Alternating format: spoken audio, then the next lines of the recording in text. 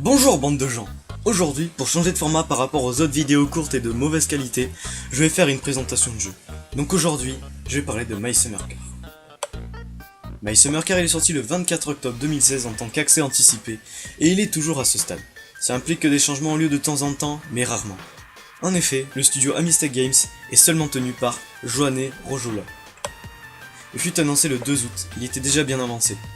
Plus tard, il a été grandement mis en avant par le programme Greenlight de Steam, et sans lui, il serait tombé dans l'oubli. Le jeu se passe en Finlande, et le but est de remonter une Datsun 100A, renommée Satsuma pour éviter les problèmes du droit d'auteur. Il s'agit en fait d'un héritage parental, tout comme la maison du protagoniste, qui par ailleurs est nommable comme on le souhaite. Et je vous laisse deviner le nom de mon perso. Ça me rappelle vaguement Pokémon. Pour que ce soit plus difficile, elle est entièrement démontée. Et bien sûr, il n'y a aucun tutoriel et aucune aide, sinon, ça serait trop facile.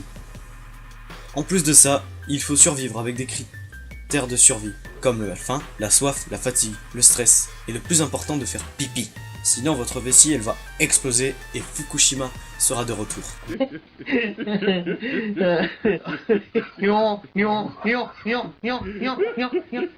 Dans le jeu, il y a un magasin à disposition pour aller s'acheter à manger, à boire, quelques pièces pour votre voiture comme une courroie de distribution, de la peinture ou des bougies d'allumage, et il est tenu par le célèbre Taimo, connu des joueurs de jeu.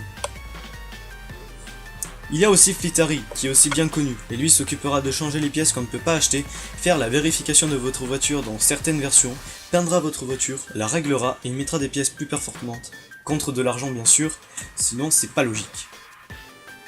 Comme un inconscient, il vous prêtera sa voiture pour que vous puissiez rentrer chez vous, mais elle est surnommée The Undrivable Shit, ou en français la merde incontrôlable, tellement elle est incontrôlable. Il y a aussi d'autres personnages, comme Ventipig, mais lui, il est bizarre. Le jeu est excellent et très détaillé en termes de pièces moteurs, mais certaines n'y sont pas, et heureusement vu leur taille. Le seul gros problème sont les déplacements, qui sont extrêmement longs. La carte est bien trop grande pour le jeu, elle nous rappelle celle de GTA V. Du coup, les trajets sont ennuyeux, les décors sont vides et les bâtiments sont dans le même quartier, arrondissement, ce que vous voulez, mais ils sont tous regroupés.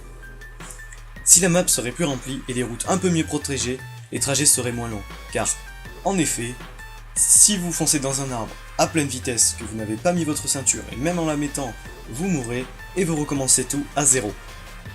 Pour être franc, j'utilise un mode menu pour me déplacer, sinon j'aurais abandonné le jeu et j'aurais fait un litige PayPal tout de suite. Un autre problème qui ne me gêne pas, mais gêne beaucoup d'autres, c'est les graphismes, qui sont mauvais. Mais on va pas se mentir, quand on joue à un jeu de ce style, les graphismes ne sont pas le principal. Sur ce, salut à tous.